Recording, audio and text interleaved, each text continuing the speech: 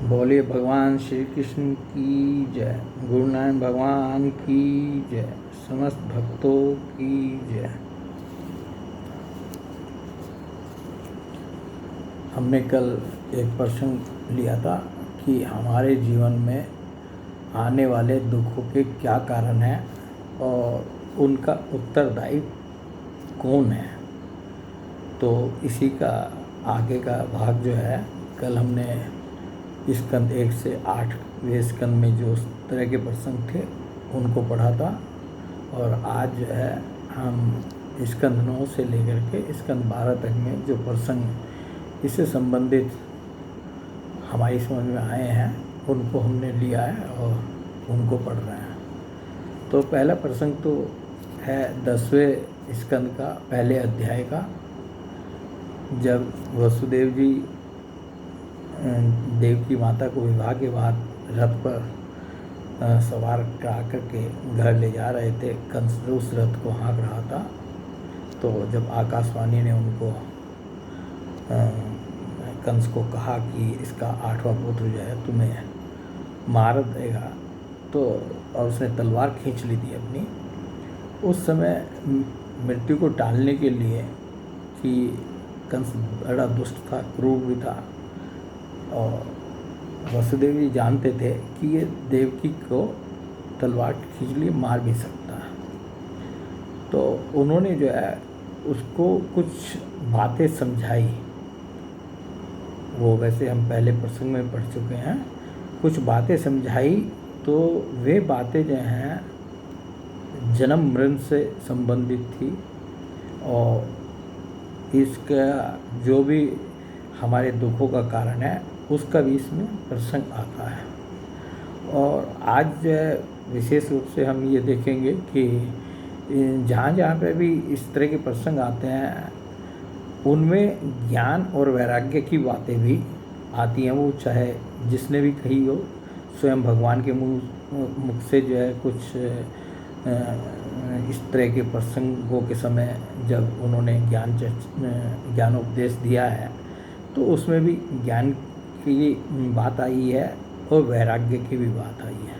तो ये सब एक दूसरे से जो है संबंधित है।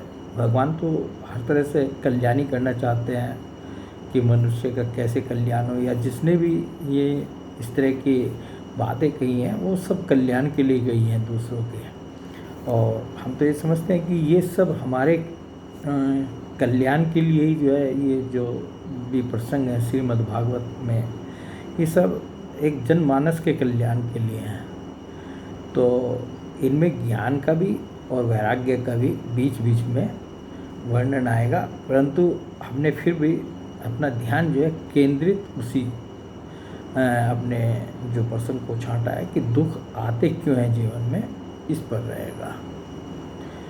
तो वसुदेव जी ने कहा, वीरवर, जो जन्म लेते हैं उनके शरीर के साथ ही मृत्यु भी उत्पन्न होती है।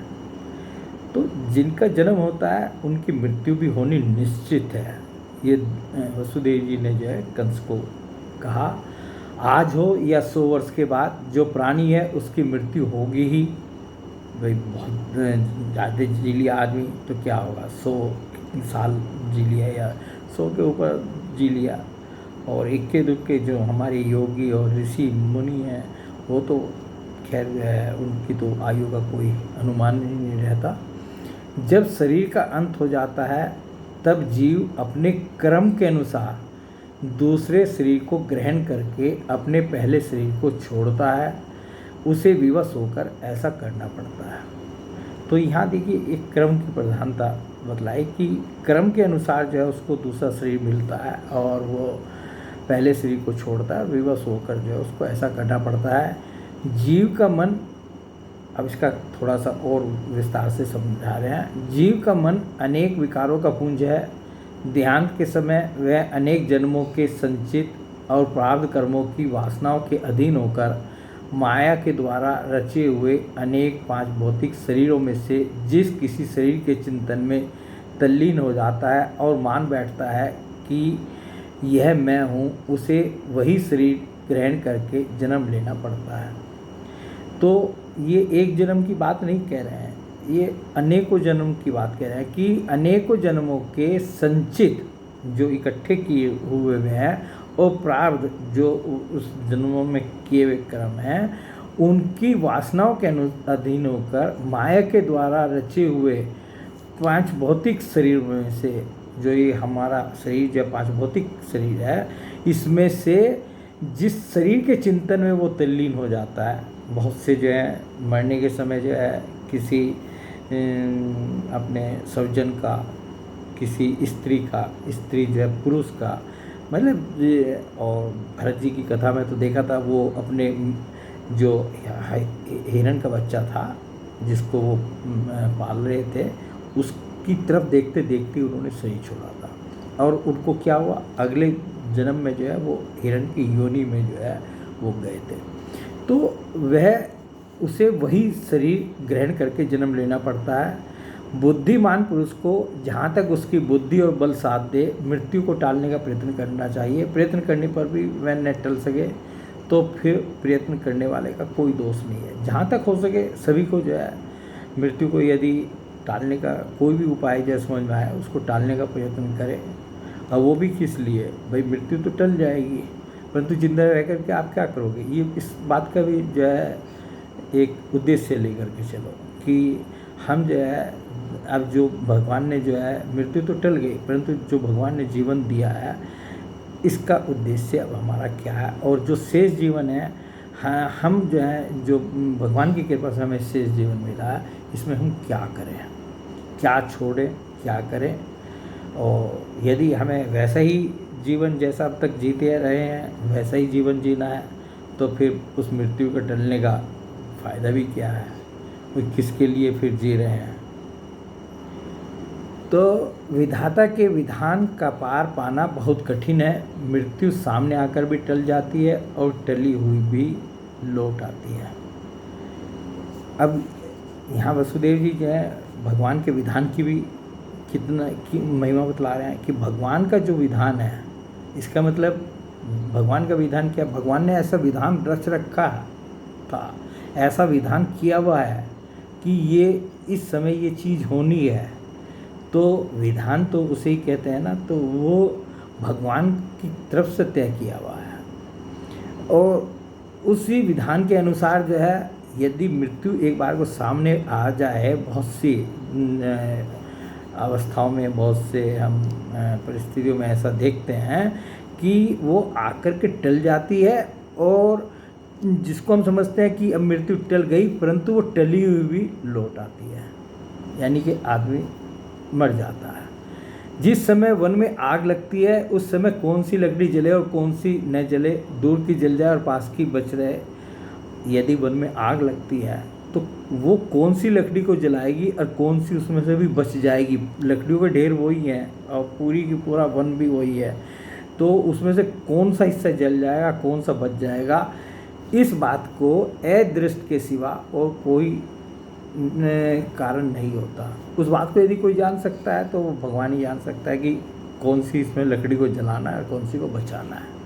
वैसे ही किस प्राणी का कौन सा शरीर बना रहेगा और किस हेतु से कौन सा शरीर नष्ट हो जाएगा, इस बात का पता लगा लेना भी बहुत ही कठिन है। ये कम से कम एक साधारण बुद्धि वालों इंसानों के लिए तो संभव नहीं है। कंस के अब दूसरा जो है वो भी 10वें स्कंद का और 4थे अध्याय में आ रहा है ये प्रसंग कि जब कंस ने जो है देखा कि जो योग माया थी जिसको उसने पत्थर पर पटका था और वो ऊपर आकाश में चली गई और उसने जो है कंस को बताया कि मेरे मारने से तुझे क्या होगा, तो अरे तेरे मारने वाला तो दूसरी जगह पैदा हो चुका है। तो क्योंकि कंस ने जो है जब माता देवकी के गर्भ में भगवान आए थे तो उस समय जो है दर्शन किए तो उसकी बुद्धि जो है वो बहुत मतलब एक तरह से हम कहेंगे सद्बुद्धि हो गई थी। तो उस सद्बुद्धि का परिणाम है कि वो यहाँ पर ज्ञान की बात कह रहा है, वसुदेव जी को देवकी को समझा रहा है। क्या कह रहा है कि आप अपने पुत्रों के लिए शोक मत करो, उन्हें तो अपने कर्म का ही फल मिला है। सभी प्राणी प्रारब्ध के अधीन है, इसी से वे सदा सर्वदा एक साथ नहीं रह सकते। ये एक हत्यारा जिसने कि छोटे छोटे बच्चों को मारा और वो ये उनके माता पिता को समझाए कि उन्हें तो अपने कर्म का ही फल मिला है और सभी प्राणी प्रारब्ध के अधीन है, इसी से वे सदा सर्वदा एक साथ नहीं रह सकते। जैसे मिट्टी के बने हुए पदार्थ बनते और बिगड़ते रहते हैं परंतु मिट्टी में कोई अदल बदल नहीं होती, वैसे ही शरीर का तो बनना बिगड़ना होता ही रहता है, परंतु आत्मा पर इसका कोई प्रभाव नहीं पड़ता। कि वो समझा रहा है कि शरीर तो बनते बिगड़ते हैं, ये पता नहीं आज इस जन्म में ये शरीर मिला है, अगले जन्म में क्या मिला है, परंतु जो आत्मा है इसके अंदर वो एक ही रहती है, चाहे इस जन्म में, चाहे इससे पूर्व के जन्म में थी, चाहे बाद के जन्म में रहेगी, वो एक ही रहती है। जो लोग इस तत्व को नहीं जानते वे इस अनात्मा शरीर को ही आत्मा मान बैठते हैं। और ये भी समझा रहा है कि जो इस ज्ञान की बात को नहीं जानते वे इस शरीर को ही, अपने शरीर को ही आत्मा मान बैठते हैं। जब तक सुख दुख रूप संसार, तब तक सुख दुख संसार से छुटकारा नहीं मिलता। तो जो जब शरीर को ही आत्मा मानते रहते हैं तो उनको सुख भी आएगा और दुख भी आएगा। मेरी प्यारी बहन, यद्यपि मैंने तुम्हारे पुत्रों को मार डाला फिर भी तुम उनके लिए शोक न करो, क्योंकि सभी प्राणियों को विवश होकर अपने कर्मों का फल भोगना पड़ता है।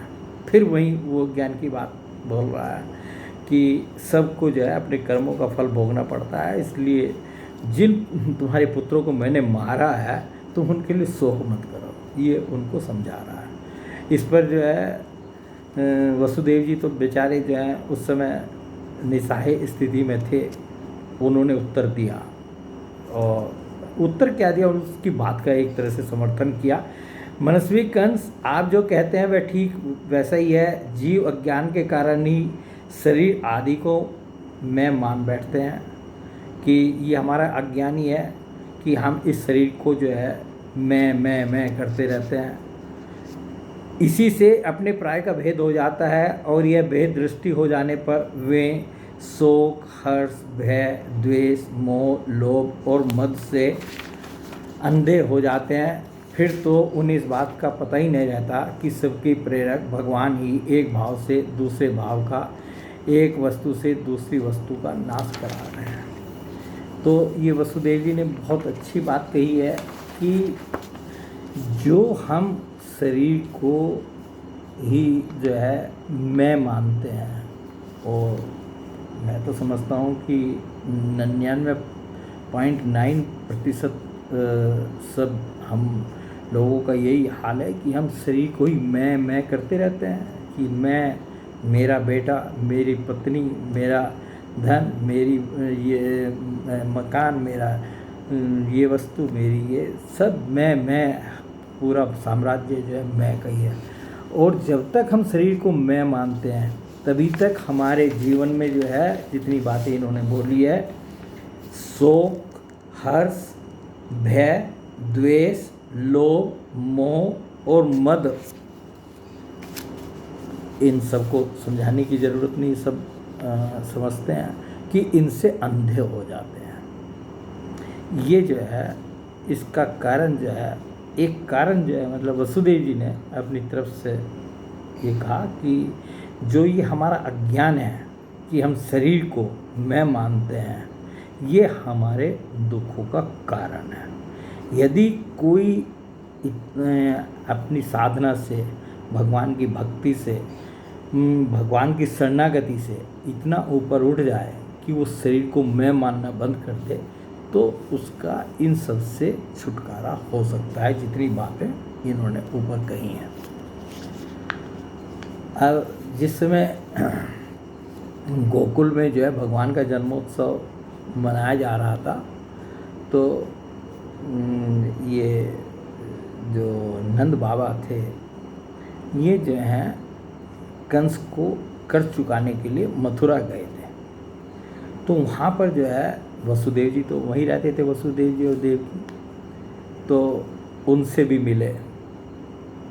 और तब तक जो है मतलब भगवान कृष्ण जो है नंद जी के गोकुल में पल रहे थे, और वहाँ पर जो है मथुरा में कंस इनकी नंद बाबा की और वसुदेव जी की जो है मुलाकात हुई, भेंट हुई। तो उस समय जो है वसुदेव जी ने कहा, वसुदेव जी को देखिए भेंट कर रहे हैं, सब बात है, और वो जो है उनको चिंता जो है भगवान अपने बच्चे की, जो भगवान कृष्ण हैं जिनको वो गोकुल में पहुंचा के आए थे, यशोदा की सैया पर सुला के आए थे, उनकी चिंता हो रही थी। और वही बात दिमाग में रखते हुए वो जो है आगे भी बताऊंगा कि क्या बोल रहे थे। वसुदेव जी ने कहा, भाई अपने प्रेमियों का मिलना भी बड़ा दुर्लभ है, इस संसार का चक्र ही ऐसा है, इसे तो एक प्रकार का पूर्ण जन्म ही समझना चाहिए। जैसे नदी के प्रबल प्रवाह में बहते हुए बड़े और तिनके सदा एक साथ नहीं रह सकते, वैसे ही सगे संबंधी और प्रेमियों का भी एक स्थान पर रहना संभव नहीं है। तो वसुदेव जी ने कहा, ये तो संसार का चक्र है, इसमें जो है मिलना बिछुड़ना जो है वो होता रहता है, और मतलब जो है सब सगे संबंधी एक साथ नहीं, एक स्थान पर नहीं रह सकते।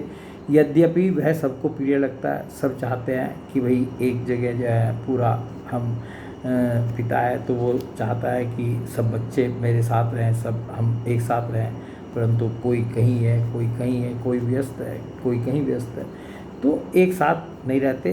तो ये जो मिलना भी होता है, ये भी बड़ी सौभाग्य की बात है कि ये मिलना हो रहा है, ये सबको प्रिय लगता है, क्योंकि सबके प्रारब्ध कर्म अलग अलग होते हैं। तो इन्होंने कहा कि ऐसा क्यों नहीं होता, क्योंकि सबके जितने भी जीव हैं सबके प्रारब्ध कर्म अलग अलग होते हैं। मनुष्य के लिए वे ही धर्म, अर्थ और काम शास्त्र विहित हैं जिनसे उसके स्वजनों को सुख मिले। जिनसे केवल अपने को ही सुख मिलता है किंतु अपने स्वजनों को दुख मिलता है, वे धर्म, अर्थ और काम हितकारी नहीं है। और यहाँ ये एक देखिए, जैसा मैंने बताया था कि इसमें कुछ ज्ञान की और वैराग्य की भी चर्चा बीच बीच में आएंगी।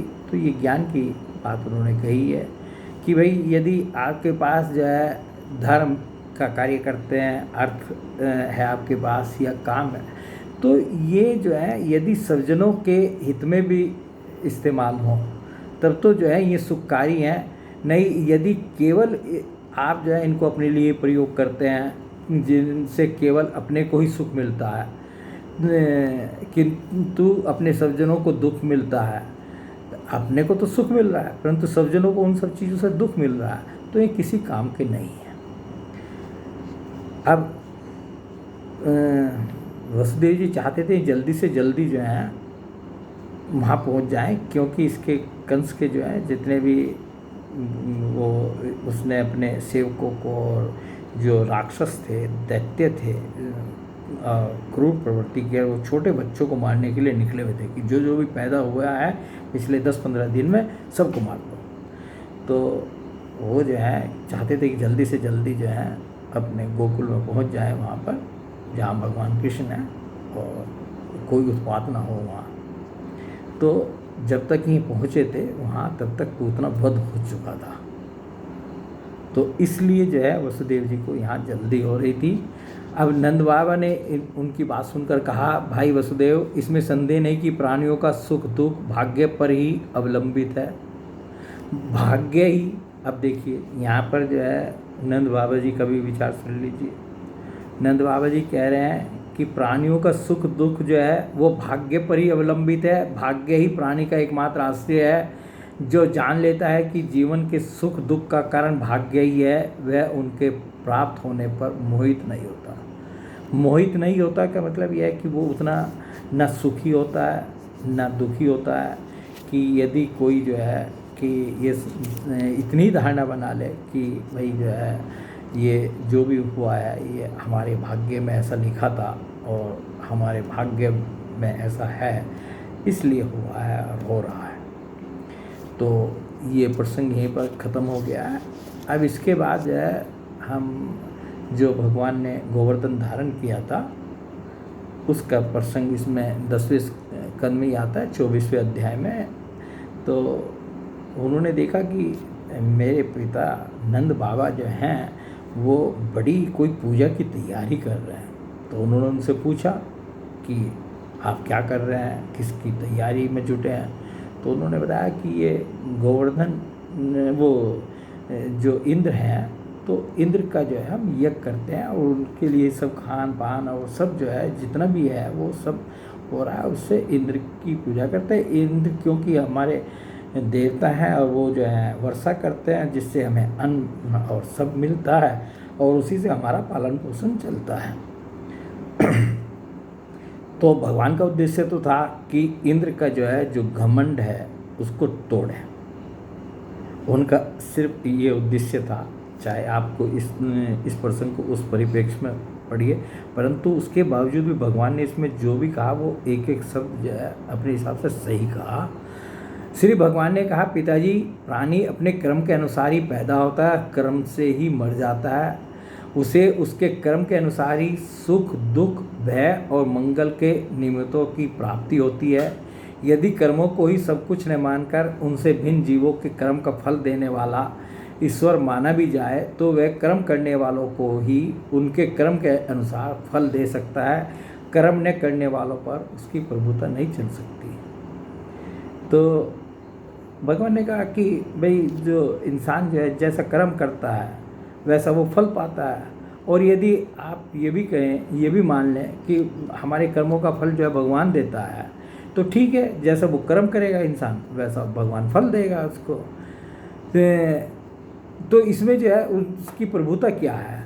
जब सभी प्राणी अपने अपने कर्मों का ही फल भोग रहे हैं, तब हमें इंद्र की क्या आवश्यकता है? इंद्र को आप किस लिए खुश करना चाहते हैं, बताइए।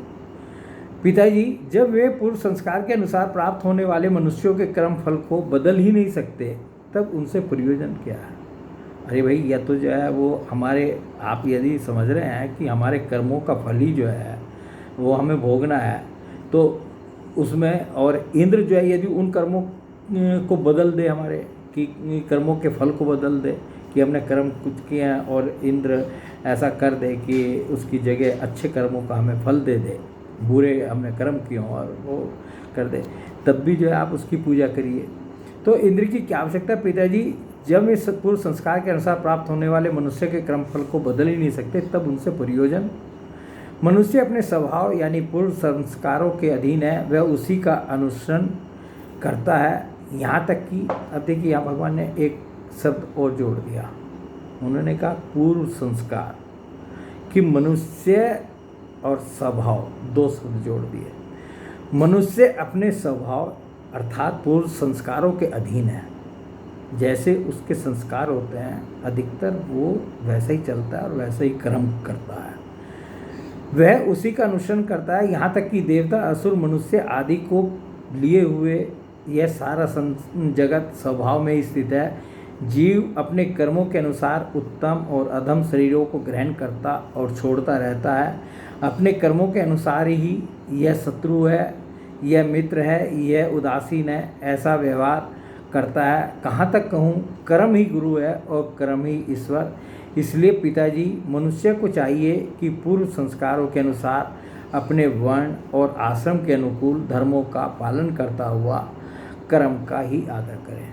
तो यहाँ कर्म की पूरी जितनी भी महिमा भगवान जो है अपने हिसाब से कह सकते थे वो कहीं उन्होंने, और उसके बाद साथ में ये भी कहा कि जो हमारा वर्ण है, जो हमारा आश्रम है, जैसे 4 आश्रम होते हैं, गृहस्थ आश्रम है, वानप्रस्थ आश्रम है,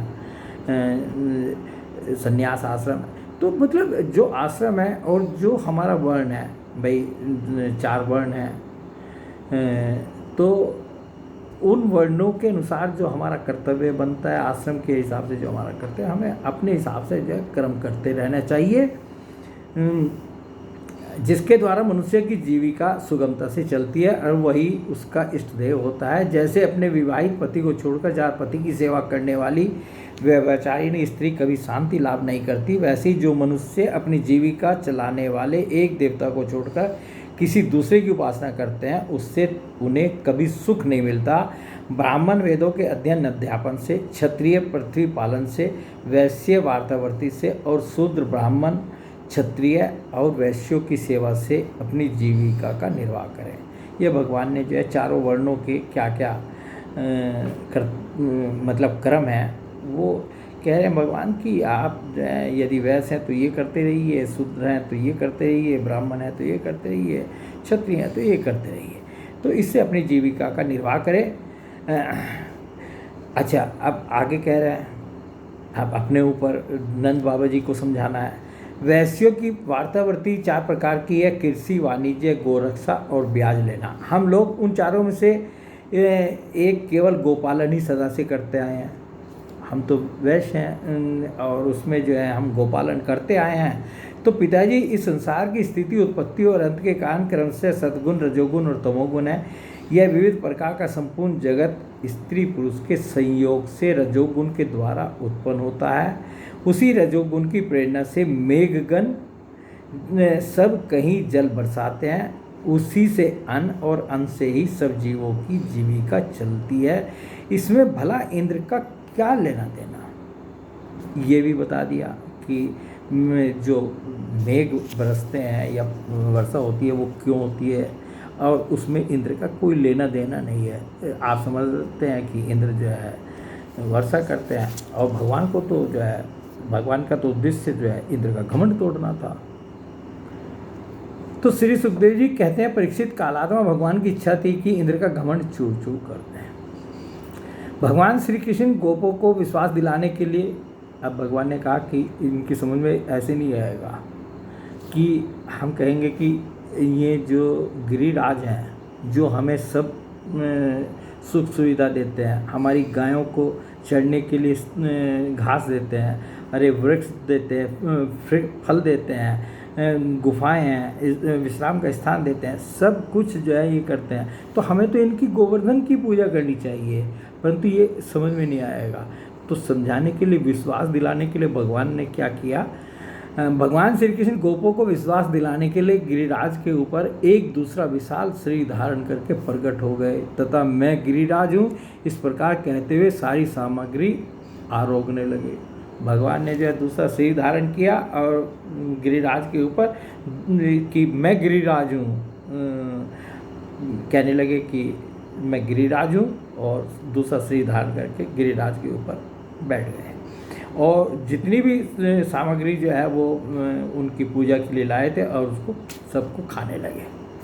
भगवान श्री कृष्ण ने अपने उस स्वरूप को और दूसरे ब्रजवासियों के साथ स्वयं भी प्रणाम किया। नीचे भगवान श्री कृष्ण खड़े हैं और ऊपर जो है गिरिराज के ऊपर भगवान श्री कृष्ण दूसरे रूप में गिरिराज बनकर खड़े हैं और नीचे से भगवान श्री कृष्ण जो है उन गिरिराज बने हुए अपने दूसरे रूप को भी प्रणाम कर रहे हैं।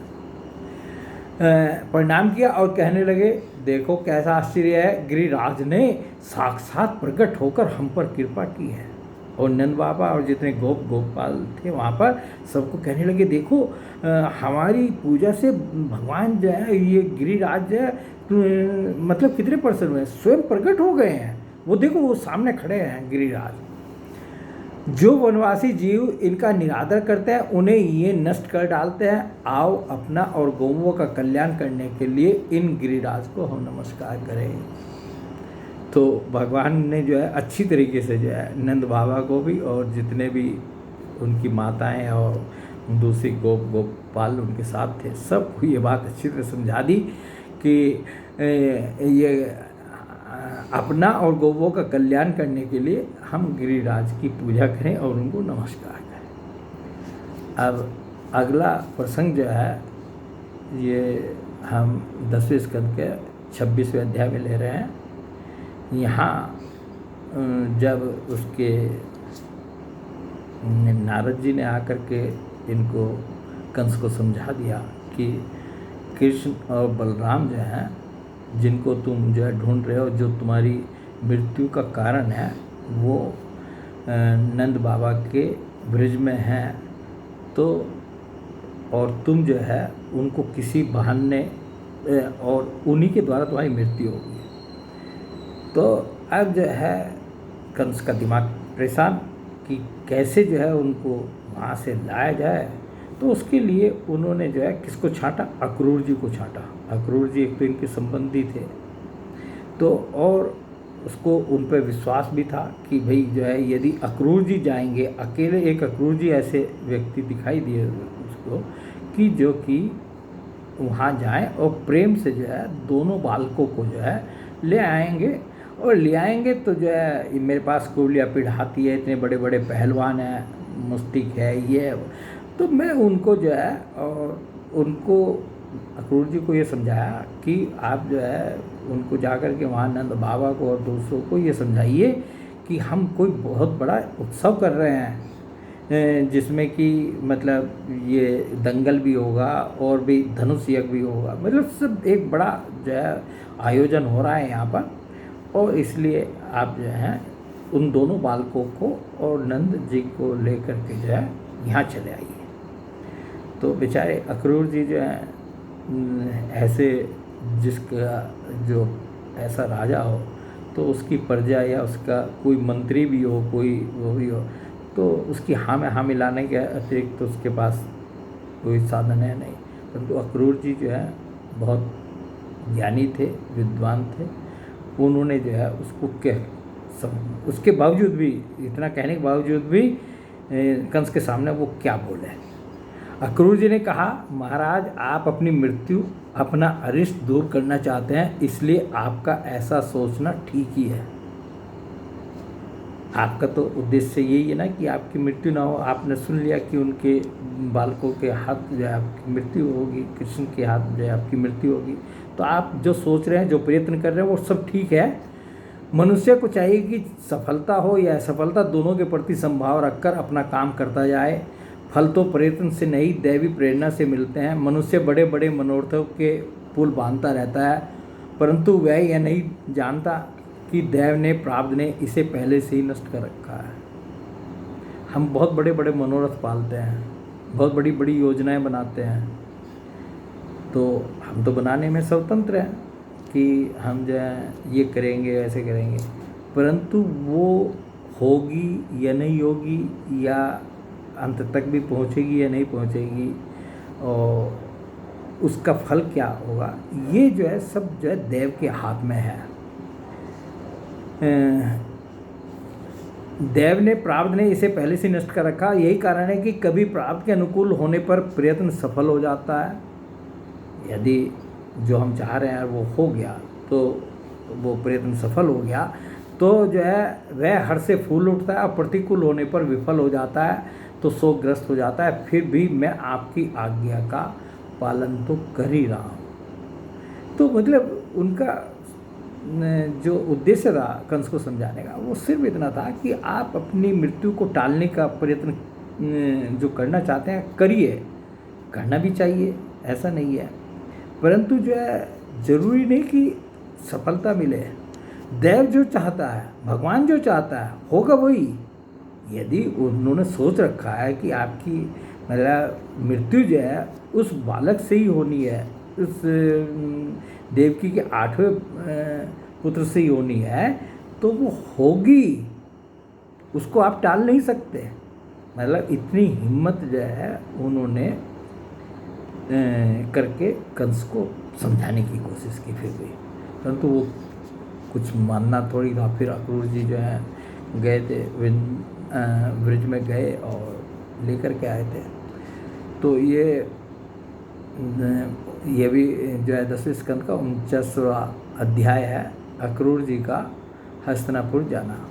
तो जिस समय जो है कंस मारा जा चुका, सब कुछ हो गया, तो भगवान ने जो है पांडवों का, यहाँ तक देखिए जब तक कंस का वध भगवान ने नहीं कर दिया और उसके बाद अपने माता पिता वसुदेव जी से और देव की वगैरह से और अपने परिजनों से सबसे मिल लिया और सब उनकी भी व्यवस्था कर दी, तो उस यहाँ तक जो है उन्होंने पांडवों का, कुंती जो है उनकी कौन थी, बुआ थी, तो और उसी के पुत्र जो हैं ये पांडव जितने भी थे, तो इन्होंने सुन रखा था कि धृतराष्ट्र जो है वो अपने पुत्रों में और अपने भाई के पुत्रों में इनके पांडवों के साथ जो है पक्षपात करता है और इनको जो है, बाकी भगवान तो ऐसे भी अंतर्यामी है और वो जो है इनको मारने की जो है भी चेष्टा कर चुका है।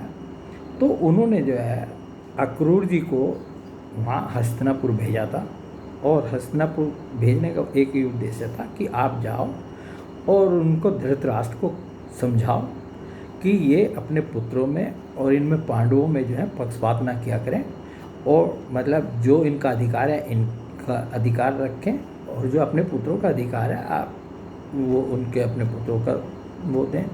परंतु धृतराष्ट्र की तो आँख पे वैसे नहीं अंधे थे, आँख पे वैसे भी पट्टी बंधी हुई थी, तो वो पक्षपात करते थे और मतलब जो उनके दुष्ट पुत्र थे वो उनके बस में भी नहीं थे। साथ में ये भी था, परंतु जो है अपने भाई के बच्चों का जो है वो कोई उनको किसी भी तरह का ख्याल नहीं था। और उसी बात को ये जब अक्रूर जी वहाँ पहुँचे धृतराष्ट्र को समझा रहे हैं। धृतराष्ट्र मतलब अक्रूर जी जो हैं कहते हैं आप जानते हैं कि इस संसार में कभी कहीं कोई किसी के साथ सदा नहीं रह सकता। भाई ज्ञान की बात उसको थोड़ा बहुत समझाएंगे तभी तो उसकी समझ में आएगा कि पक्षपात मत करो। जिनसे जुड़े हुए हैं उनसे एक दिन बिछुड़ना पड़ेगा ही। सत्य बात है कि कोई भी आदमी हमेशा साथ नहीं रह सकता। आज जुड़े हैं तो कल को बिछुड़ना पड़ेगा। राजन, यह बात अपने शरीर के लिए भी सोलानो सत्य है। फिर स्त्री पुत्र धन आदि को छोड़कर जाना पड़ेगा। इसके विषय में तो कहना ही क्या है। जीव अकेला ही पैदा होता है और अकेला ही मरकर जाता है। अपनी करनी भरनी का पाप पुण्य का फल भी अकेला ही भुगतता है। जिन स्त्री पुत्रों को हम अपना समझते हैं वे तो हम तुम्हारे अपने हैं, हमारा भरण पोषण करना तुम्हारा धर्म है। इस प्रकार की बातें बनाकर मूर्ख प्राणी के अधर्म से इकट्ठे किए हुए धन को लूट लेते हैं। जैसे जल में रहने वाले जंतुओं के सरसव जल को उन्हीं के संबंधी चाट जाते हैं। यह मूर्ख जीव जिन्हें अपना समझकर अधर्म करके भी पालता पोसता है, वही प्राण धन पुत्र आदि इस जीव को असंतुष्ट छोड़कर ही चले जाते हैं। हम किसके लिए धन कमाते हैं, किसके लिए सब कुछ करते हैं कि हमारी जो संतति है, हमारे जो पुत्र हैं पुत्री हैं, जो भी हमारे परिवारजन हैं, ये इस धन से जो है सुख भोगे। और बहुत से तो इतना ऐसा इंतजाम करते हैं और जितना चाहे उसके लिए हमें अधर्म करना पड़े अधर्म करते हैं, जितना चाहे हमें कष्ट उठाना पड़े वो कष्ट उठाते हैं। अपने लिए नहीं करते, उसमें भी जो है ये नहीं कि अपने शरीर को ही जो है सुख दे लें कुछ कर लें। अरे अपने शरीर का सुख जो है काट करके अपने उन परिवारजनों के लिए वो सब ये संचित करते हैं। और जो है वो क्या समझते हैं, वो समझते हैं कि ये तो इनका कर्तव्य है, इनको हमारे लिए ये सब करना चाहिए। और उसके बाद जो है कह रहे हैं कि वो जो है मतलब या तो वो छोड़ के चले जाते हैं या आप छोड़ करके चले जाते हैं और अंत में यही होता है। वे तो हम तुम्हारे अपने हैं, हमारा भरण पोषण करना तुम्हारा धर्म है। इस प्रकार की बातें बनाकर मूर्ख प्राणी के धर्म से इकट्ठे किए हुए धन को लूट लेते हैं। जैसे जल में रहने वाले जंतुओं के सरसव जल को उन्हीं के संबंधी चाट जाते हैं। यह मूर्ख जीव जिन्हें अपना समझकर अधर्म करके भी पालता पोसता है, वे ही प्राण धन और पुत्र आदि इस जीव को असंतुष्ट छोड़कर ही चले जाते हैं। जो अपने धर्म से विमुख है, सच पूछिए तो वह अपना लौकिक स्वार्थ भी नहीं जानता। जिनके लिए वह अधर्म करता है वे तो उसे छोड़ ही देंगे, उसे कभी संतोष का अनुभव न होगा और वह अपने पापों की गठरी सिर पर लादकर स्वयं घोर नरक में जाएगा। ये बात जो है अक्रूर जी धृतराष्ट्र को समझा रहे हैं कि महाराज जो है जिन पुत्रों के लिए आप जो है सब इतना करते हैं या कर रहे हैं, अन्याय भी कर रहे हैं, तो ये जो है आप कर क्या रहे हैं, पापों की गठरी अपने सिर पर लाद रहे हैं और उससे जो है क्या होता है, घोर नरक मिलता है।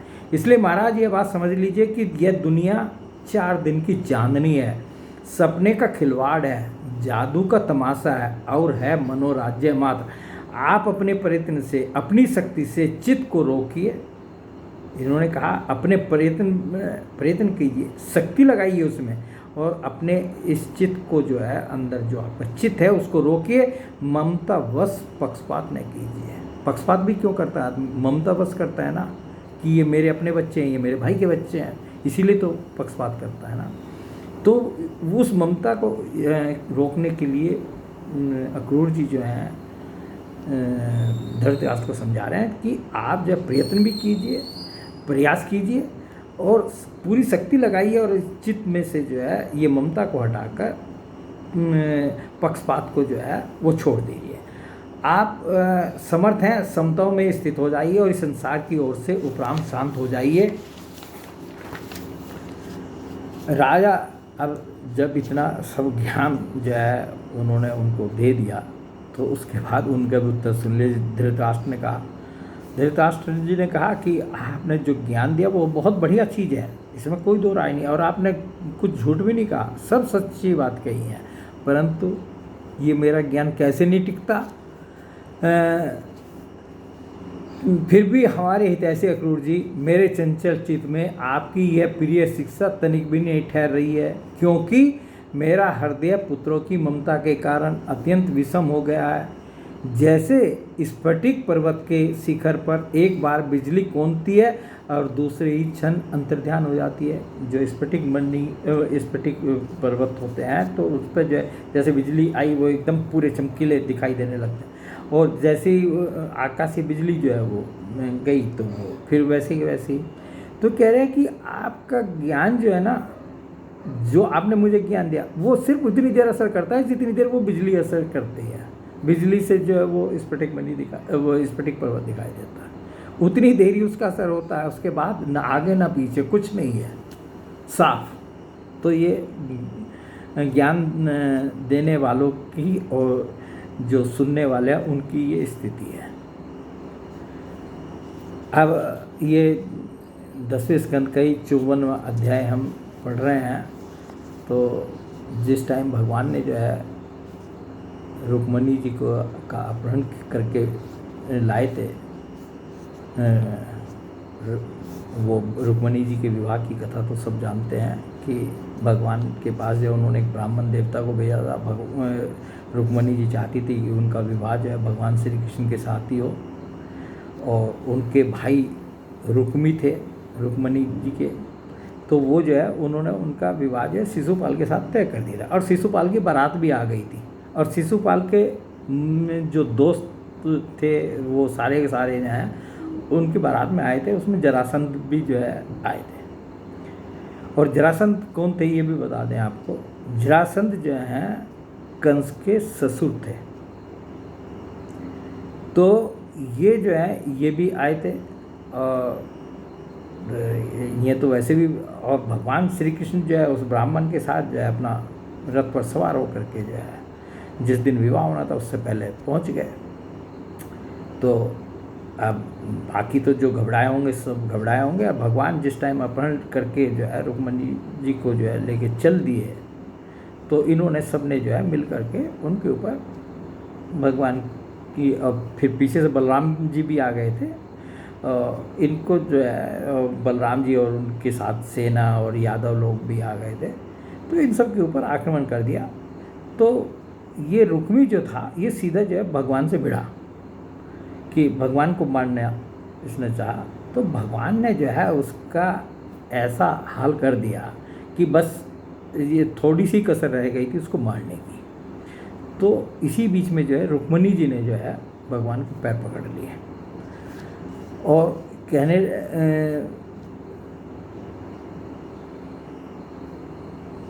चलिए थोड़ी सी मैं आगे की बात बोल दे रहा हूँ। उससे पहले जो है ये जो पैर पकड़ लिए और भगवान से कहा कि ये मेरे भाई हैं और आपका इनको मारना जो है वो ठीक नहीं है। तो भगवान ने कहा ठीक है मैं छोड़ देता हूँ, और भगवान ने उसको छोड़ दिया। और छोड़ने के बाद जो है वो थोड़ा आगे हो गए, और उसके बाद बलराम जी भी भगवान के पास रुक्मणी जी के पास आए। इधर जो है जो रुक्मी पड़ा हुआ था मरणासन हालत में, उसके दोस्त लोग जो हैं के पास आए, और उसमें जरासंध जी थे। और देखिए यहाँ जरासंध जी जो है कितनी ज्ञान की बात कह रहे हैं। इसलिए इस प्रसंग को लिया गया है। जरासंध कहने लगे, शिशुपाल जी आप तो एक श्रेष्ठ पुरुष हैं, यह उदासी छोड़ दीजिए, क्योंकि राजन कोई भी बात सर्वदा अपने मन के अनुकूल ही हो या प्रतिकूल ही हो, इस संबंध में कुछ स्थिरता किसी भी प्राणी के जीवन में नहीं देखी जाती है कि जैसा हम चाहें वो बात वैसी ही हो, वो प्रतिकूल भी हो सकती है, जैसा हम चाह रहे हैं वैसी भी हो सकती है, उसके प्रतिकूल भी हो सकती है। जैसे कठपुतली बाजीगर की इच्छा के अनुसार नाचती है, वैसे यह जीव भी भगवत इच्छा के अधीन रहकर सुख और दुख के संबंध में यथाशक्ति चेष्टा करता रहता है। अब देखिए जरासंध जी हैं और वो कितनी बड़ी बात कह रहे हैं कि वो भी यही कह रहे हैं कि इसमें जो भी कुछ होता है हम प्रयत्न जरूर करते हैं, परंतु जो उसका फल होता है वो भगवत इच्छा के अनुसार ही मिलता है। जैसा भगवान चाहते हैं वैसा ही होता है, वो प्रतिकूल भी हो सकता है, अनुकूल भी हो सकता है।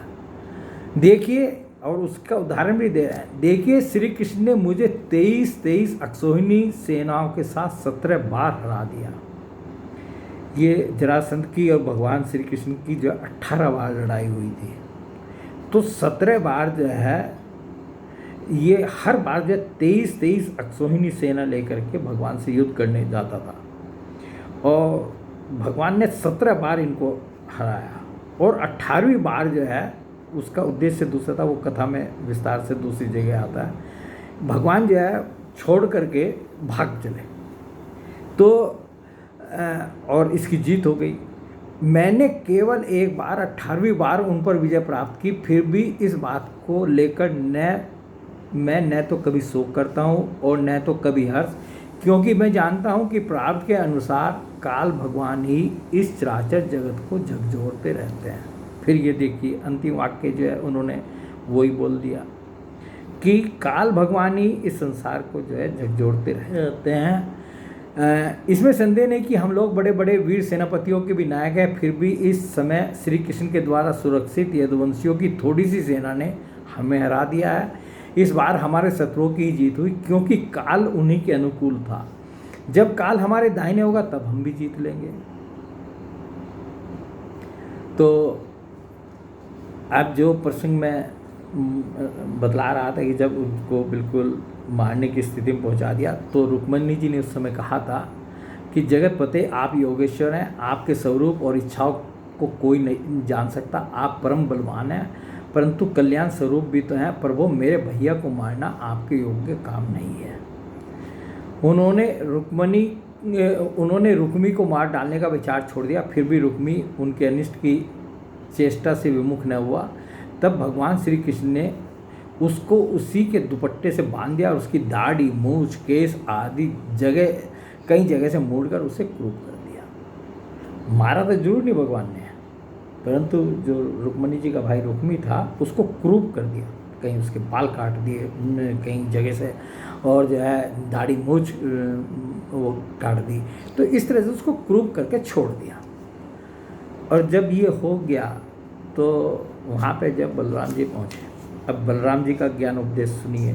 बलराम जी ने रुक्मणी जी को समझाने के लिए, भाई जिसको आप विवाह करके ले जा रहे हो और अभी विवाह भी नहीं हुआ, आप जो है विवाह के लिए ले जा रहे हो, और उनके भाई को जो है होने वाले जो है मतलब उनके पति जो है इस हालत में कर दें तो उसको बुरा लगना चाहिए। तो वो बात जो है बलराम जी यहाँ संभाल रहे हैं।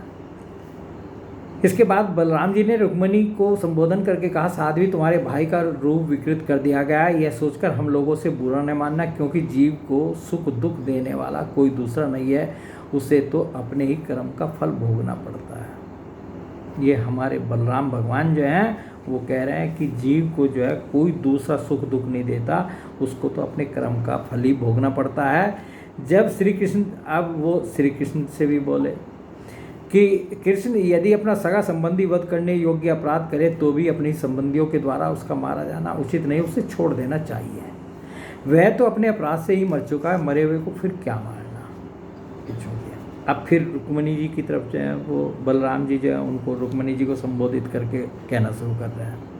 देवी, जो लोग भगवान की माया से मोहित होकर देह को ही आत्मा मान बैठते हैं, उन्हीं को ऐसा आत्ममोह होता है कि यह मित्र है, यह शत्रु है और यह उदासीन है। समस्त देहधारियों की आत्मा एक ही है और कार्य कारण से, माया से उसका कोई संबंध नहीं है। फिर वो ज्ञान की बात जो है समझा रहे हैं कि ये तो देखिए, हम जो शरीर को इस शरीर समझते हैं और इसीलिए ये मैं हूँ, ये दूसरा है, ये मेरा शत्रु है, ये मेरा मित्र है, ऐसा समझते हैं, परंतु सब में आत्मा एक ही है। जल और घड़ा आदि उपाधियों के भेद से जैसे सूर्य, चंद्रमा और प्रकाश युक्त पदार्थ और आकाश भिन्न भिन्न मालूम पड़ते हैं, परंतु हैं एक ही, वैसे ही मूर्ख लोग शरीर के भेद से आत्मा का भेद मानते हैं कि वैसे तो आत्मा के हिसाब से तो सब लोग एक हैं, तो सब जीव एक हैं, परंतु जो है कि जो शरीर अलग अलग हैं, तो इसलिए जो है हम शरीर के भेद से उनको अलग अलग मानते हैं। यह शरीर आदि और अंत वाला है। यहाँ फिर ये कहा कि ये पैदा भी होता है और इसका अंत भी होगा। पंचभूत, पंच प्राण, तन्मात्रा और त्रिगुणी इसका स्वरूप है। आत्मा में उसके अज्ञान से ही इसकी कल्पना हुई है और वह कल्पित शरीर ही जो उसे मैं समझता है उसके जन्म मृत्यु के चक्कर में ले जाता है। कि हम सभी समझते हैं कि हम इसी शरीर को मैं समझते हैं, और वो कह रहे हैं कि जो इसको मैं समझता है उसको ये जन्म मृत्यु के चक्कर में ले जाता है। साध्वी, नेत्र और रूप दोनों ही सूर्य के द्वारा प्रकाशित होते हैं, सूर्य ही उनका कारण है, इसलिए सूर्य के साथ नेत्र और रूप का न तो कभी वियोग होता है और न संयोग। इसी प्रकार समस्त संसार की सत्ता आत्मसत्ता के कारण जान पड़ती है। समस्त संसार का प्रकाशक आत्मा ही है।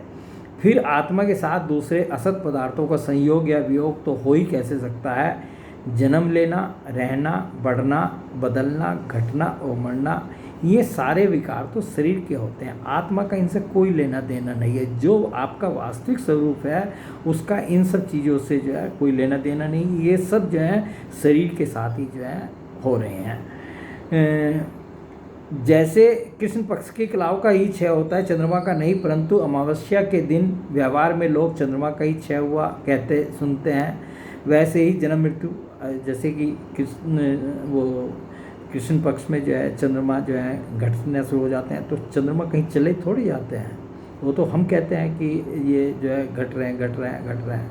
तो उसी तरह से कह रहे हैं कि ये जो कलाओं का जो क्षय होता है उससे चंद्रमा का क्षय हुआ कहते सुनते हैं। वैसे ही जन्म मृत्यु आदि सारे विकार शरीर के होते हैं, परंतु लोग उसे भ्रमवश अपने आत्मा का, तो ये समझा रहे हैं कि जो भी है, जो ये जन्म मरण है, ये सब शरीर का है, आत्मा का हम इसको मान लेते हैं। जैसे सोया हुआ पुरुष किसी पदार्थ के न होने पर भी सपन में भोक्ता, भोग्य और भोगरूप फलों का अनुभव करता है, उसी प्रकार अज्ञानी लोग झूठ मूठ संसार चक्र का अनुभव करते हैं। इसलिए साध्वी, अज्ञान के कारण होने वाले इस शोक को त्याग दो।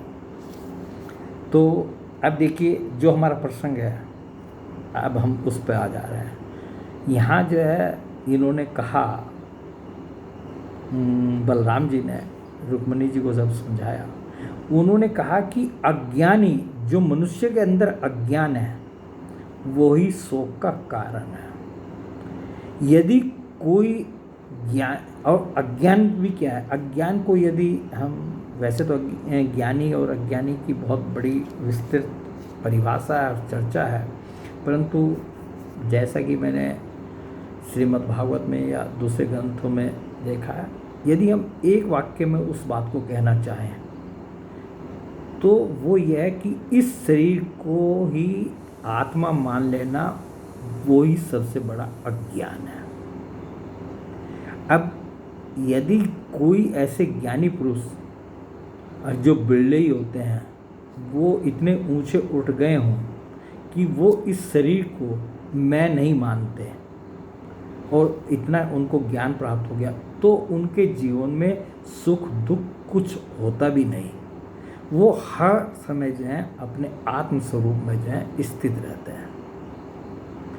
तो यहाँ जो है रुक्मिणी जी को जो समझाते हैं, बलराम जी ने जो है वो ये कहा कि अज्ञानी जो है मनुष्य के सुख दुख का कारण है। बस इतना ही हम कहना चाहते हैं। इसके बाद जो है अगला प्रसंग हम ये भी स्कंद 10 का 73वें अध्याय में आता है। तो यहाँ पर जो है यहाँ थोड़ा सा भगवान जो है हम लोगों को मतलब समझा तो वो दूसरों को रहे हैं, परंतु हम लोगों को भी समझाने के लिए हम तो ये समझते हैं जो भी वो भगवान जो है या कोई भी महापुरुष किसी भी ग्रंथ में जो है दूसरे के लिए बोलता है वो हम जनहितार्थ के लिए बोलता है कि उससे हम जो है कुछ समझें। तो भौमासुर ने जो है वो बहुत सी जो है इन्होंने राजाओं को कैद करके रख रखा था और जो है उनका दूत गया था भगवान के पास और उन्होंने भगवान ने जो है आकर के उनको वो छुड़वाया था। भौमासुर ने वो बात थी इनकी जरासंध की। और उसके बाद जब वो छूट गए तो भगवान श्री कृष्ण ने कहा, राजाओं को संबोधित करके कहा, नरपतियों तुम लोगों ने जैसी इच्छा प्रकट की है उसके अनुसार आज से मुझ में तुम लोगों की निश्चय ही सुदृढ़ भक्ति होगी। यह जान लो कि मैं सबका आत्मा और सबका स्वामी हूँ। नरपतियों तुम लोगों ने जो निश्चय किया है वह सचमुच तुम्हारे लिए बड़े सौभाग्य और आनंद की बात है। तुम लोगों ने मुझसे जो कुछ कहा है वह बिल्कुल ठीक है, क्योंकि मैं देखता हूँ धन संपत्ति और ऐश्वर्य के मद से चूर होकर बहुत से लोग उच्छृंख और मतवाले हो जाते हैं। है नहुस, वेन, रावण, नरकासुर आदि अनेकों देवता, दैत्य और नरपति श्रीमद के कारण अपने स्थान से पद से च्युत हो गए। तुम लोग यह समझ लो कि शरीर और इसके संबंधी पैदा होते हैं, इसलिए उनका नाश भी अवश्यंभावी है। अतः उनमें आसक्ति मत करो। बड़ी सावधानी से मन और इंद्रियों को वश में रखकर यज्ञों के द्वारा मेरा यजन करो और धर्मपूर्वक प्रजा की रक्षा करो। तुम लोग अपनी वंश परंपरा की रक्षा के लिए भोग के लिए नहीं संतान उत्पन्न करो और प्रारब्ध के अनुसार, यहाँ भगवान कह रहे हैं उन राजाओं को संबोधित करके कह रहे हैं, प्रारब्ध के अनुसार जन्म मृत्यु सुख दुख लाभ हानि जो कुछ भी प्राप्त हो उन्हें समान भाव से मेरा प्रसाद समझकर सेवन करो और अपना चित्त मुझ में लगाकर जीवन बिताओ। ये भगवान जो है उन राजाओं को नहीं समझा रहे हैं, ये हमें भी समझा रहे हैं कि जो है ये स्थिति जो है आप लोगों की सबकी होनी चाहिए और भगवान में जो है अपना चित्त लगाना चाहिए। देह और देह के संबंधियों से किसी प्रकार की आसक्ति न रखकर उदासीन रहो। अपने आप में आत्मा में रमन करो और भजन तथा आश्रम की योग्य व्रतों का पालन करते रहो। अपना मन भली भांति मुझ में लगाकर अंत में तुम लोग मुझ ब्रह्म स्वरूप को ही प्राप्त हो जाओगे। तो भगवान ने जो है देखिए यहाँ पर जो हमारा प्रसंग है उसके बारे में भी बोला और साथ में जो है हमारे कल्याण के लिए क्या हो सकता है, किस तरह से हमें जीवन जीना चाहिए, इसके बारे में भगवान ने शिक्षा दी। हाँ, एक बात मैं ज़रूर कहूँगा, देखिए जैसे कि अभी मैंने भौमासुर या जरासंध की बात कही, तो इस तरह की गलतियाँ मेरे से जो हैं जगह जगह कहीं उच्चारण की वजह से और प्रवाह की वजह से और कभी जो है दिमाग में सही नाम ना आने की वजह से हो सकती है। उनके लिए मैं आपसे सबसे क्षमा चाहूँगा और मूल पाठ का यदि आप भागवत में पढ़ेंगे वो करेंगे वो सब आपको पता चल जाएगा। तो इस प्रकार भगवान ने उन राजाओं को समझाया और उनको कष्ट से मुक्त कर दिया। अब ये जो है 10वां स्कंद का 82वां अध्याय है। यहाँ पर भी जो है भगवान की जो है वो एक बार जो है ये सारे यदुवंशी जो हैं कुरुक्षेत्र में गए थे, वो तीर्थ है, तो वहाँ स्नान और वो मतलब जो है एक बड़ा अच्छा महोत्सव था। तो जब इनको नंद बाबा और यशोदा मैया और गोप वालों को सबको पता चला कि भगवान वहाँ हैं, तो ये सब भी वहाँ पहुँचे थे। और वहाँ पहुँचने के बाद जो है सब जन जो है उधर से वो भी आए थे जो हस्तिनापुर से जो है। तो ये सब आपस में मिले और सब ने जो है एक दूसरे से अलग अलग बातें की। भगवान की रानियों से जो है द्रौपदी जी की बहुत अच्छी वो द्रौपदी जी की बातचीत हुई, बहुत सुंदर चर्चा है वो भी। और जब सब लोग मिल चुके और हो रहा था ये सब, तो भगवान जो है अपनी प्रेयसी गोपियों के पास गए और उनका उद्देश्य था कि वो जानते थे कि गोपियाँ जो हैं उनके विरह में व्याकुल हैं और वो आज तक भी भगवान श्री कृष्ण को जो है भुला नहीं पाई हैं और उनके बिना कितनी दुखी रहती हैं। और भगवान श्री कृष्ण जो है ब्रज में जा कर के रह नहीं सकते, उनको इतनी चीज़ें आगे की देखनी थी। तो उन्होंने जो है पहले तो उद्धव जी को भेजा था, उद्धव जी ने उनको ज्ञान दिया था, आत्मज्ञान दिया था। अब जो है भगवान स्वयं जो है यहाँ गोपियों को आत्मज्ञान दे रहे हैं। मेरी प्यारी गोपियों, कहीं तुम लोगों के मन में यह आशंका तो नहीं हो गई है कि मैं अकृतज्ञ हूँ और ऐसा समझकर तुम लोग हमसे बुरा तो नहीं मानने लगी हो। निसंदेह भगवान ही प्राणियों के संयोग और वियोग के कारण होता है। यहाँ जो है भगवान जो है देखिए हमारे प्रसंग के बारे में बोल रहे हैं कि भगवान ही प्राणियों के संयोग और वियोग के कारण होते हैं। वो बोल रहे हैं अपने और गोपियों के संयोग और वियोग के संबंध में कि भाई मैं जो वहाँ पे रहता था, आप सब लोगों से भेंट होती थी, सब बात थी, और अब मैं जो हूँ यहाँ आ गया हूँ मथुरा जो है और यहाँ का सब चीज़ें देख रहा हूँ और वहाँ नहीं जा पाता मैं। तो ये जो हमारा योग है ये भी जो है भगवान की प्रेरणा से ही, भगवान की वैसे ही हुआ है। भगवान ही प्राणियों के संयोग और वियोग के कारण होते हैं। जैसे वायु बादलों, तिनकों, रुई और धूल के कणों को एक दूसरे से मिला देती है और फिर स्वच्छंद रूप से उन्हें अलग अलग कर देती है, वैसे ही समस्त पदार्थों के निर्माता भगवान भी सबका संयोग वियोग अपनी इच्छानुसार करते रहते हैं। सखियों, यह बड़े सौभाग्य की बात है कि तुम सब लोगों को मेरा वह प्रेम प्राप्त हो चुका है जो मेरी ही प्राप्ति कराने वाला है, क्योंकि मेरे प्रति की हुई प्रेम भक्ति प्राणियों को अमृतत्व अथवा यानी परमानंद धाम प्रदान करने में समर्थ है। प्यारी गोपियों, जैसे घटपट आदि जितने भी भौतिक पदार्थ हैं उनके आदि अंत और मध्य में बाहर और भीतर उनके मूल कारण पृथ्वी, जल, वायु, अग्नि और आकाश ही हो रहे हैं, वैसे ही जितने भी पदार्थ हैं उनके पीछे, पहले, पीछे, बीच में, बाहर और भीतर केवल मैं ही मैं हूँ। इसी प्रकार सभी प्राणियों के शरीर में यही पांचों भूत कारण रूप से स्थित हैं और आत्मा भोक्ता के रूप में अथवा जीव के रूप में स्थित है, परंतु मैं इन दोनों से परे अविनाशी सत्य हूँ। ये दोनों मेरे ही अंदर प्रतीत होते हैं, तुम लोग ऐसा अनुभव करो। यदि कोई आत्मज्ञान है तो इन 4-6 लाइनों में ही वो पूरा का पूरा भगवान ने जो है अपनी प्रेयसी गोपियों को बताया।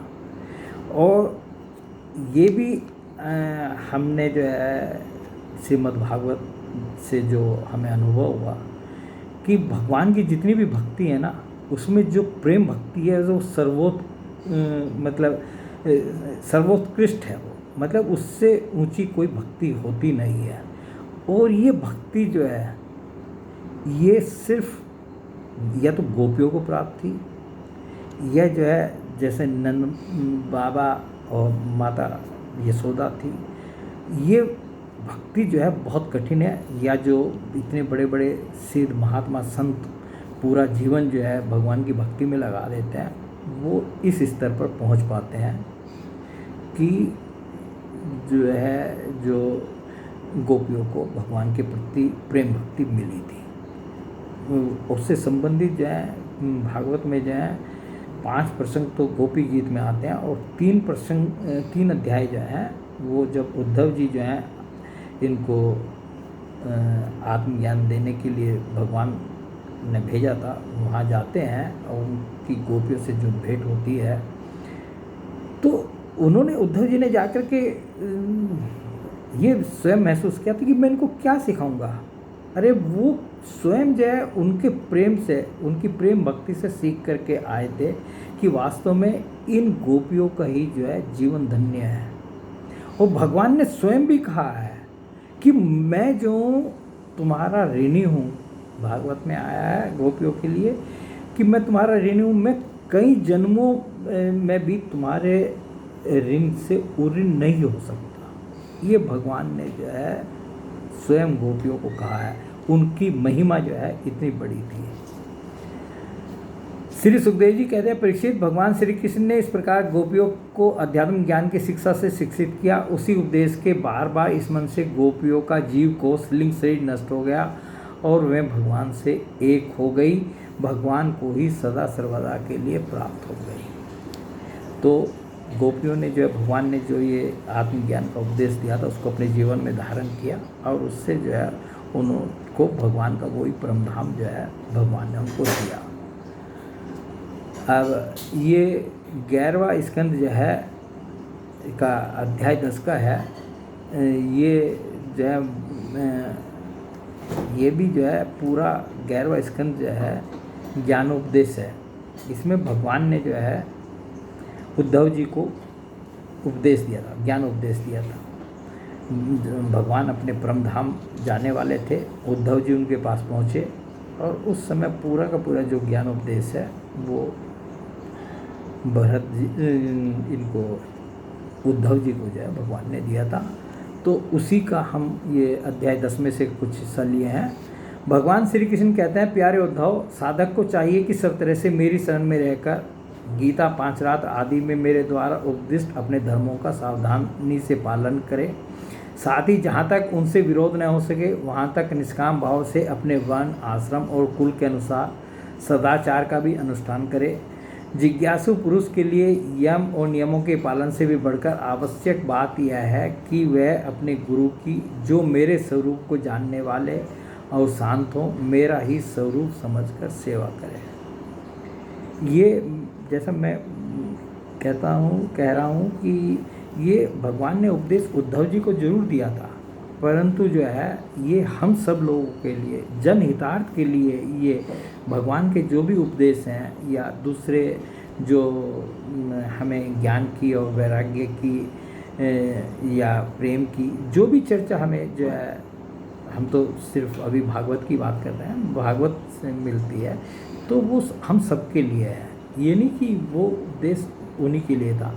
तो यहाँ जो है ये जो भी बातें, जितनी भी बातें वो बतला रहे हैं कि उद्धव जी को नहीं बतला रहे हैं, वो हम सब के लिए भी बतला रहे हैं। वो कह रहे हैं कि अपने गुरु को, जो मेरे स्वरूप को जानने वाले और शांत हो, मेरा ही स्वरूप समझकर सेवा करे। शिष्य को अभिमान न करना चाहिए, वह कभी किसी से ढाने करे, किसी का बुरा न सोचे, वह प्रत्येक कार्य में कुशल हो, उसे आलस्य छू न जाए, उसे कहीं भी ममता न हो, गुरु के चरणों में दृढ़ अनुराग हो, कोई काम हड़बड़ा कर न करे, उसे सावधानी से पूरा करे, सदा परमार्थ के संबंध में ज्ञान प्राप्त करने की इच्छा बनाए रखे, किसी के गुणों में दोष न निकाले और व्यर्थ की बातें न करे। जिज्ञासु का परम धन है आत्मा, इसलिए वह स्त्री, पुत्र, घर, खेत, स्वजन और धन आदि संपूर्ण पदार्थों में एक सम आत्मा को देखे और किसी में कुछ विशेषता का आरोप करके उससे ममता न करे, उदासीन रहे कि इन सब चीज़ों में जो है ममता न करे, उनसे उदासीन रहे। उद्धव, जैसे जलने वाली लकड़ी से उसे जलाने और प्रकाशित करने वाली आग सर्वथा अलग है, ठीक वैसे ही विचार करने पर जान पड़ता है कि पंचभूतों का बना स्थूल शरीर और मन, बुद्धि आदि 17 तत्वों का बना सूक्ष्म शरीर दोनों ही दृश्य और जड़ है।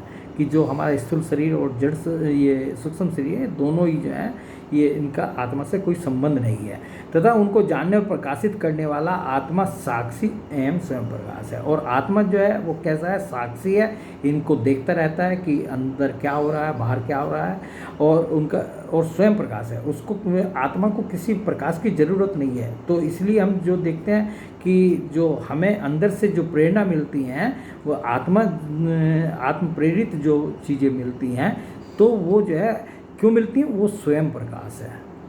इसलिए बहुत से जो है उसको सद्गुरु भी कहते हैं। शरीर अनित्य, अनेक एवं जड़ है, आत्मा नित्य, एक एवं चेतन है। इस प्रकार देह की अपेक्षा आत्मा में महान विलक्षणता है। एतएव देह से आत्मा भिन्न है। जब आग लकड़ी में प्रज्वलित होती है तब लकड़ी की उत्पत्ति, विनाश, बड़ाई, छोटाई और अनेकता आदि सभी गुण वह स्वयं ग्रहण कर लेते हैं, परंतु सच पूछो तो लकड़ी के उन गुणों से आग का कोई संबंध नहीं होता। तो ये कह रहे हैं कि जब आत्मा जो है मतलब शरीर मान लेती है अपने आप को, तो जो है ये सब जो है फिर गुण दोष जो है उसमें हमें दिखाई देते हैं।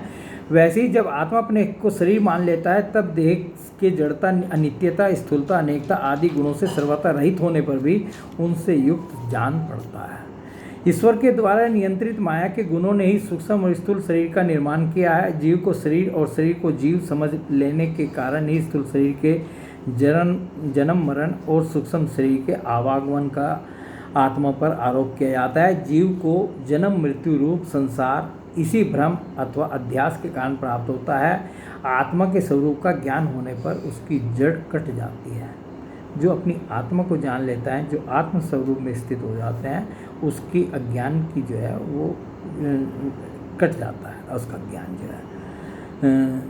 प्यारे उद्धव, इस जन्म मृत्यु रूप संसार का कोई दूसरा कारण नहीं, केवल अज्ञान ही मूल कारण है। यहाँ भगवान श्री कृष्ण ने भी वही बात कह दी कि इसका जो है जो मूल कारण है वो हमारा अज्ञान है।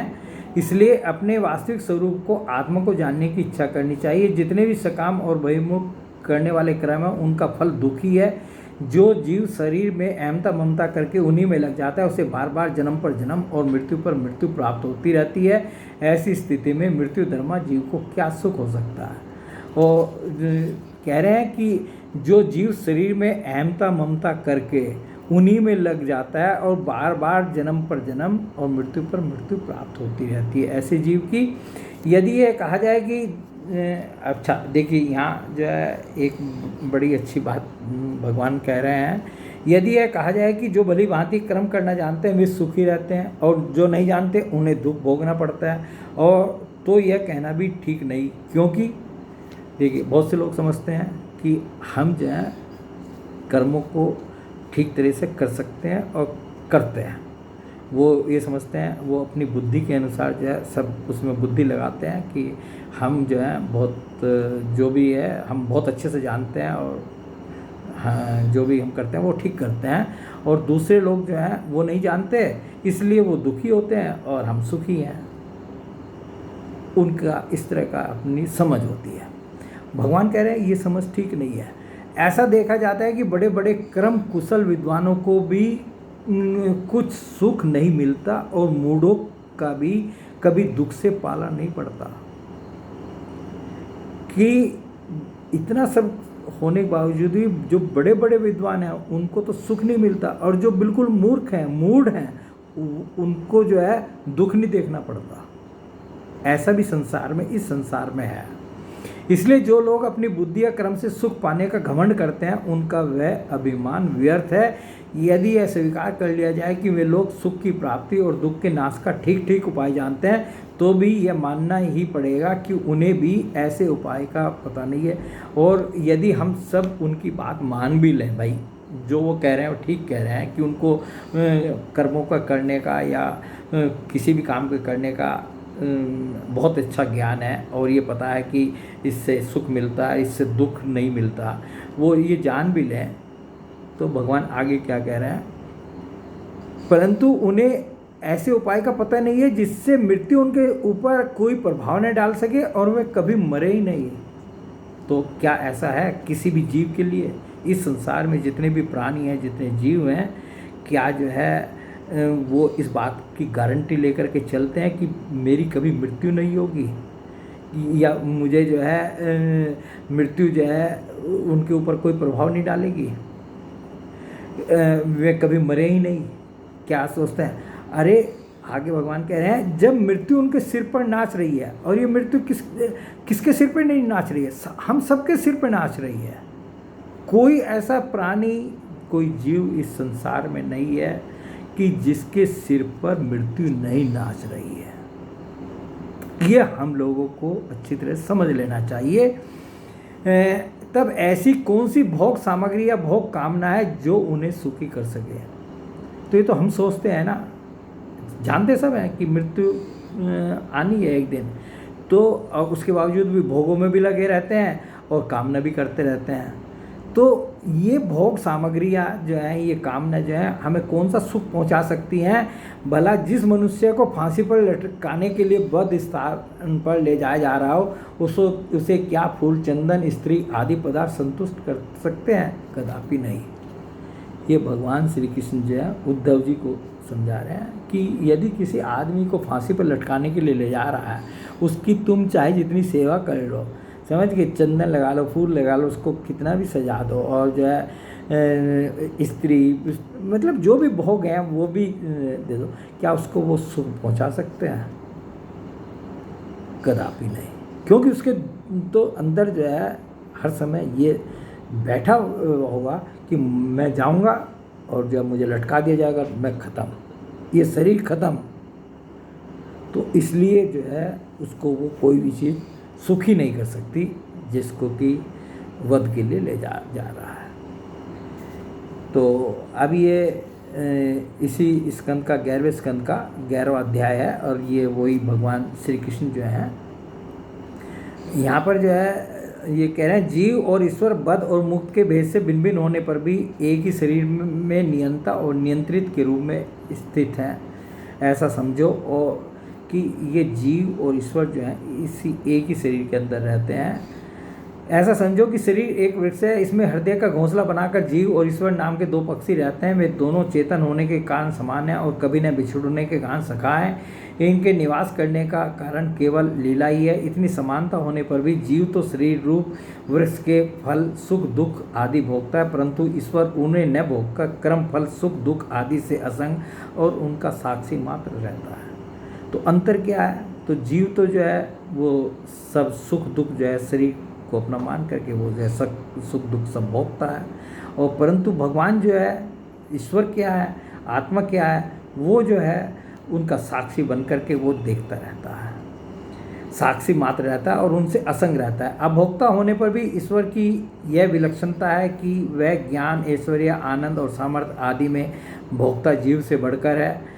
साथ ही यह भी विलक्षणता है कि अभोक्ता ईश्वर तो अपने वास्तविक स्वरूप और इसके अतिरिक्त जगत को भी जानता है, परंतु भोक्ता जीव न अपने वास्तविक स्वरूप को जानता है और न अपने से अतिरिक्त को। कि दूसरा अंतर यह है कि भगवान तो जो है सब कुछ जानते हैं, अपने स्वरूप को भी जानते हैं और दूसरे का भी क्या हो रहा है वो सब जानते हैं, परंतु ये जो जीव है ये ना अपने स्वरूप को जानता है और ना और कुछ जानता है। इन दोनों में जीव तो अविद्या से युक्त होने के कारण नित्य बद्ध है और ईश्वर विद्या स्वरूप होने के कारण नित्य मुक्त है।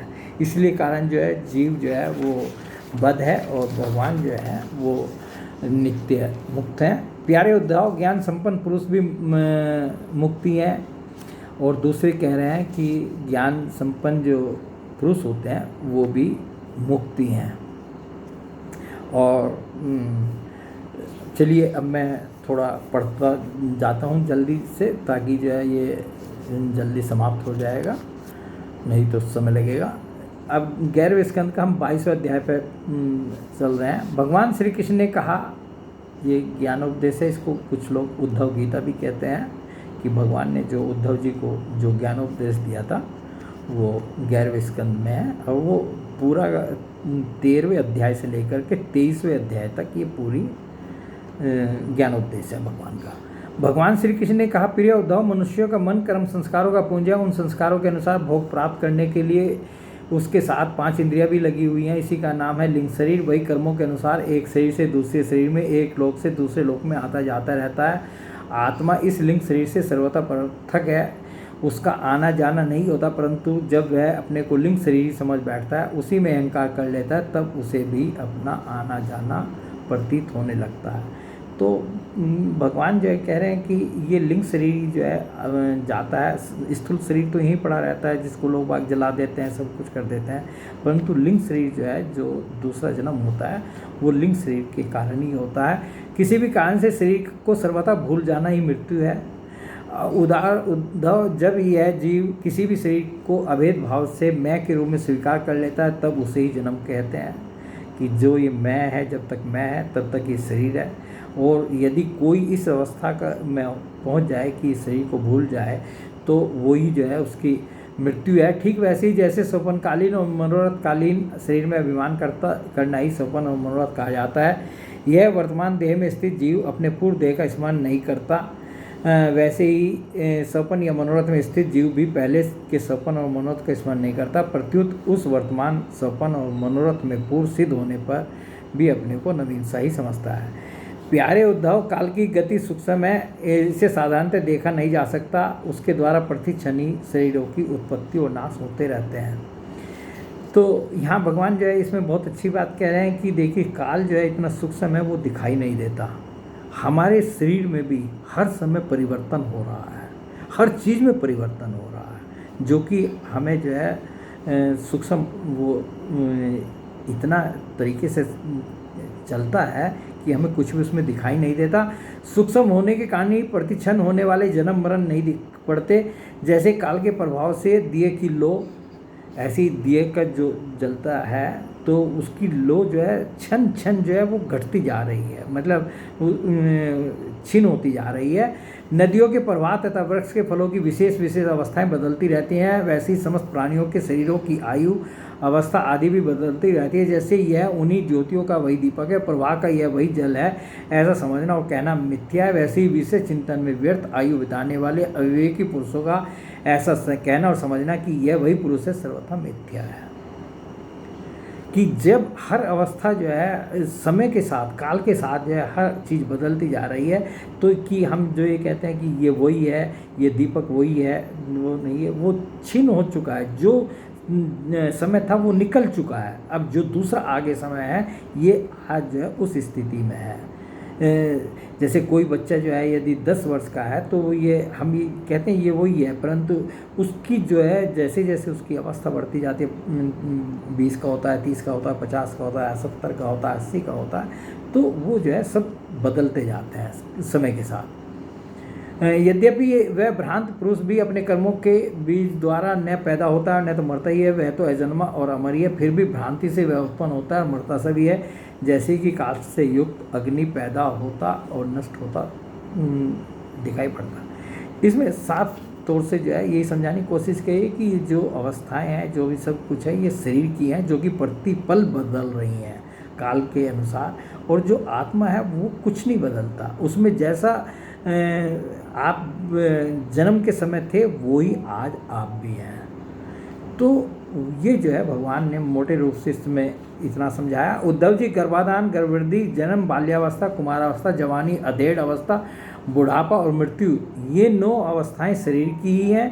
यह शरीर जीव से भिन्न है और ये ऊंची नीची अवस्थाएं उसके मनोरथ के अनुसार ही है, परंतु वह ज्ञानवश गुणों के संग से इन्हें अपनी मानकर भटकने लगता है और कभी कभी विवेक हो जाने पर इन्हें छोड़ भी देता है। पिता को पुत्र के जन्म से और पुत्र को पिता की मृत्यु से अपने जन्म मरण का अनुमान कर लेना चाहिए कि जब जो है पिता जो है के यहाँ पुत्र होता है तो जैसे उस पुत्र का जन्म होते हुए वो देखता है तो उसको समझ लेना चाहिए कि ऐसे ही मेरा भी जन्म हुआ था। और पुत्र को जो है जब अपने पिता की मृत्यु देखता है तो उसको ये समझ लेना चाहिए कि ये जो है मेरे इस शरीर की भी मृत्यु जो है, जैसे मेरे पिता की आज मृत्यु हुई है तो ऐसे ही मेरे इस शरीर की भी मृत्यु होगी, मेरी मृत्यु होगी। जन्म मृत्यु से युक्त देहों का दृष्टा जन्म और मृत्यु से युक्त शरीर नहीं है। जैसे जौ, गेहूँ आदि की फसल बोने पर हो जाती है, परंतु जो इनका साक्षी है, इनका साक्षी कौन है? आत्मा। वो जो है वो सिर्फ देखता है। जैसे जौ, गेहूँ आदि की फसल बोने पर उगाती है और पक जाने पर काट दिया जाती है, परंतु जो पुरुष उनके उगने और काटने का जानने वाला साक्षी है वह उनसे सर्वथा पृथक है। यहाँ कहते हैं कि जैसे किसान जो है जो बोता है और जब फसल हो जाती है तो बोने वाला भी वही है और काटने वाला भी वही है, परंतु वो दोनों अवस्थाओं को जानता है कि ये बोया गया और ये काटा गया। वैसे ही जो शरीर और उसकी अवस्थाओं का साक्षी है वह शरीर से सर्वथा पृथक है। वही बात कह रहे हैं भगवान कि जो मतलब शरीर की हर अवस्था को जानता है वो उससे पृथक है। अज्ञानी पुरुष इस प्रकार प्रकृति और शरीर से आत्मा का विवेचन नहीं करते, वे उनसे तत्व अलग अनुभव नहीं करते और इसे भोग में सच्चा सुख मानने लगते हैं तथा उसी में मोहित हो जाते हैं और इसी से उन्हें जन्म मृत्यु संसार में भटकना पड़ता है। जब अविवेकी जीव अपने कर्मों के अनुसार जन्म मृत्यु के चक्र में भटकने लगता है, तब सात्विक कर्मों की आसक्ति से वह ऋषिलोक और देवलोक में, राजसिक कर्मों की आसक्ति से मनुष्य और असुर योनि में, तथा तामसिक कर्मों की आसक्ति से भूत प्रेत एवं पशु पक्षी आदि योनियों में जाता है। तो यहाँ भगवान कह रहे हैं कि भाई वो जब एक तो शरीर को शरीर मानता है और उसके अनुसार जैसे कर्म करता है, यदि सात्विक कर्म करता है तो उसके फलस्वरूप उसको क्या योनि मिलती है, और राजसिक कर्म करता है तो क्या, और तमोगुणी कर्म करता है तो उसको जो है भूत प्रेत पशु पक्षी आदि की योनियाँ प्राप्त होती हैं। अब ये अंतिम अध्याय है इसका, और ये वैसे इस पूरे अध्याय को यदि आप पुस्तक से ये पढ़ें या सुने तो बहुत अच्छा लगेगा, परंतु ये एक ऐसे ब्राह्मण की तितिक्षु ब्राह्मण की कथा है, और उसको किस तरह से ज्ञान हुआ। वो बहुत कंजूस था और उसके पास धन संपत्ति सब कुछ थी, परंतु 1 रुपया नहीं खर्च सकता था वो। और परंतु जो है ऐसी परिस्थितियाँ हुई कि वो जो है उसकी वो धन संपत्ति छोड़ करके उसको वो वैराग्य भी हुआ, और उसकी जो भावना है जो उसने जो व्यक्त की है वो मैं सिर्फ पढ़ता ही जाऊंगा करीब करीब। वह समझता कि यह सब मेरे पूर्व जन्म के कर्मों का फल है और इसे मुझे अवश्य भोगना पड़ेगा। उसको बच्चे भी तंग करते थे, उसको पागल समझ के डंडे मार देते थे, उसके ऊपर पेशाब कर देते थे, इतना अपमान करते थे। अब वो जो है कोई उसको कुछ बोलता था, कोई कुछ बोलता था, मतलब जो भी हो सकता था, मतलब संसार के हिसाब से जो दुर्दशा हो सकती थी वो उसकी करते थे। परंतु उसके बावजूद भी उसने अपनी बुद्धि को ऐसा कर लिया था कि वो समझता था कि ये जो भी मैं भोग रहा हूँ ना, ये सब मेरे कर्मों का फल है और मुझे इसे अवश्य भोगना पड़ेगा। ब्राह्मण कहता मेरे सुख अथवा दुख का कारण न मनुष्य है, न देवता, न शरीर है, और न ग्रह कर्म और काल आदि ही है। जिनको सुख दुख का हम कारण समझते हैं कि कोई जो है कि ये मनुष्य मेरे दुख का कारण है, कोई देवता को कारण मानते हैं, कोई शरीर को कारण मानते हैं, कोई ग्रह को कारण मानते हैं, कोई कर्म को, कोई काल आदि को कारण मानते हैं। श्रुतियाँ और महात्मा जन मन को ही इसका परम कारण बताते हैं। और ये ब्राह्मण कह रहा है कि मन ही जो है इस सुख दुख का कारण है। ये देखिए नई चीज़ जो है ये आई है इस अध्याय में, और मन ही इस सारे संसार चक्र को चला रहा है। सचमुच ये मन बहुत बलवान है, इसी ने विषयों और उनके कारण गुणों और उनसे संबंध रखने वाली वृत्तियों की सृष्टि की है। उन वृत्तियों के अनुसार ही सात्विक, राजस और तामस अनेक प्रकार के कर्म होते हैं, और कर्मों के अनुसार ही जीव की विविध गतियाँ होती हैं। मन ही समस्त चेष्टाएँ करता है। उसके साथ रहने पर भी आत्मा निष्क्रिय ही है, वे ज्ञान शक्ति प्रधान है, मुझ जीव का सनातन सखा है और अपने अलुप्त ज्ञान से सब कुछ देखता रहता है। दान, अपने धर्म का पालन, नियम, यम, वेदाध्ययन, सत्कर्म और ब्रह्मचर्य आदि श्रेष्ठ व्रत, इन सब का अंतिम फल यही है कि मन एकाग्र हो जाए, भगवान में लग जाए। ये ब्राह्मण कह रहा है कि ये जो जितनी भी साधन है ना, इनका एकमात्र यही उद्देश्य है कि मन जो है किसी तरीके से भगवान में लग जाए। मन का समाहित हो जाना ही परम योग है। जिसका मन शांत और समाहित है उसे दान आदि समस्त सत्कर्मों का फल प्राप्त हो चुका है, अब उनसे कुछ लेना बाकी नहीं है। और इसी तरह की ये सब आगे भी चर्चा है। और जो है फिर साधारणतः मनुष्यों की बुद्धि अंधी हो रही है, तभी तो वे इस मन कल्पित शरीर को मैं और मेरा मान बैठते हैं, और फिर इस भ्रम के फंदे में फंस जाते हैं कि यह मैं हूँ और यह दूसरा। इसका परिणाम यह होता है कि वे इस अनंत अज्ञानांधकार में भटकते रहते हैं। यदि, अब वो आगे कह रहे हैं, यदि मान लें कि मनुष्य ही सुख दुख का कारण है, तो भी उनसे आत्मा का क्या संबंध, क्योंकि सुख दुख पहुंचाने वाला भी मिट्टी का शरीर है। यदि हमें कहें कि भाई इस मनुष्य से जो है हमें सुख दुख मिल रहा है, तो कह रहे हैं कि सुख दुख पहुंचाने वाला भी मिट्टी का शरीर है और भोगने वाला भी। कभी भोजन आदि के समय यदि अपने दांतों से ही अपनी जीभ कट जाए तो उससे पीड़ा होने लगे तो मनुष्य किस पर क्रोध करेगा। और ऐसा मान ले कि देवता ही दुख के कारण है, तो भी इस दुख से आत्मा की क्या हानि, क्योंकि यदि दुख के कारण देवता हैं और इंद्राभिमानी देवता के रूप में उनके भोक्ता भी तो वे ही हैं, और देवता सभी शरीरों में एक हैं। जो देवता एक शरीर में वे दूसरे शरीर में भी हैं। इसी प्रकार जो है इन्होंने जो है यहाँ पर अलग अलग उदाहरण दे करके ये समझाने की कोशिश की कि हम जिनको दुख का कारण मानते हैं वो वास्तव में दुख के कारण नहीं है।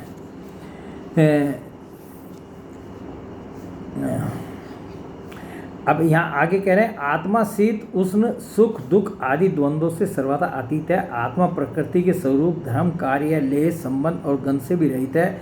उसे कभी कहीं किसी के द्वारा किसी प्रकार से द्वंद्व का स्पर्श भी नहीं होता। वह तो जन्म मृत्यु के चक्र में भटकने वाले अहंकार कोई होता है जो इस बात को जान लेता है, वह फिर कभी किसी भी भय के निमित्त से भयभीत नहीं होता। बड़े बड़े प्राचीन ऋषि मुनियों ने इस परमात्म निष्ठा का आश्रय ग्रहण किया है। मैं भी इसी का आश्रय ग्रहण करूंगा और मुक्ति तथा प्रेम के दाता भगवान के चरण कमलों की सेवा के द्वारा ही इस दुरंत अज्ञान सागर को अनायास ही पार कर लूँगा। ये जो है वो उस ब्राह्मण ने जो है ये निश्चय किया। उद्धव जी इस संसार में मनुष्य को, अब भगवान जो है इसकी कथा सुना करके ब्राह्मण की उद्धव जी को जो कह रहे हैं वो हम और सुन लेते हैं बस। उद्धव जी, संसार में मनुष्य को कोई दूसरा सुख या दुख नहीं देता, यह तो उसके चित्त का भ्रम मात्र है। यह सारा संसार और इसके भीतर मित्र, उदासीन और शत्रु के भेद अज्ञान कल्पित हैं। इसलिए प्यारे उद्धव, अपनी वृत्तियों को मुझ में तन्मय कर दो और इस प्रकार अपनी सारी शक्ति लगाकर मन को वश में कर लो और फिर मुझ में ही नित्य युक्त होकर स्थित हो जाओ। बस सारे योग साधन का इतना ही सार संग्रह है। यह भिक्षुक का गीत क्या है, मूर्तिमान ब्रह्म ज्ञान निष्ठा ही है।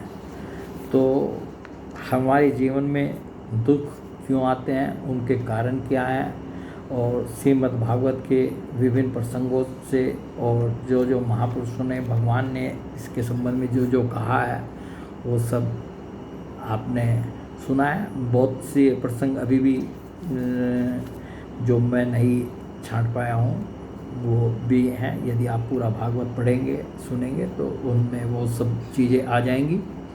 तो अब हमें जो है अपने स्वयं के विचार से तय कर लेना चाहिए कि क्या है सुख दुख के कारण, और चाहे हम जिस बात को भी सुख दुख का कारण माने, चाहे कर्म को, प्रारब्ध को, स्वभाव को या ईश्वर की इच्छा को, जिसको भी चाहे माने, तो उसके लिए मतलब हम मानसिक रूप से एक तो उसको मान लें और जीवन में उतार लें, और उसके लिए मानसिक रूप से हम जो है यदि तैयार रहते हैं, तैयार रहेंगे, तो दुख आने पर जो है हमें शायद जो है दुख तो होगा, अवश्य होगा, शायद वो उतना अधिक नहीं होगा जितना कि जो है हम यदि चीज़ों को पहले से जो है जानने रहेंगे तो शायद हमें उसमें कुछ राहत मिल जाएगी। चलिए बस इतना ही, और बाकी आज का ये प्रसंग जो है यहीं पर समाप्त हो जाता है। और हम आगे जो है आगे का करेंगे फिर। बोले भगवान श्री कृष्ण की जय, गुरु नारायण भगवान की जय, समस्त भक्तों की जय।